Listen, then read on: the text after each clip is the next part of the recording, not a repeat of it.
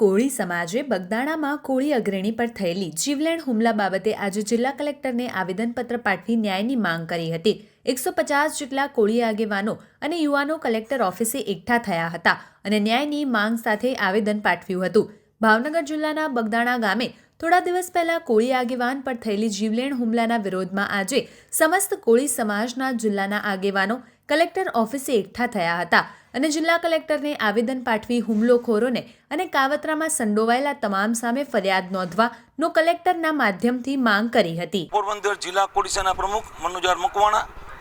આજ રોજ તારીખ 5/1/2026 ને સોમવારના રોજ અમો કલેક્ટર ઓફિસે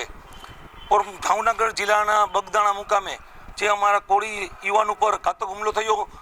તે અનુસંધાને અમારા કોળી સમાજને પૂરતો ન્યાય મળે, યુવાન ઉપર જે ઘાતક હુમલો થયો છે તે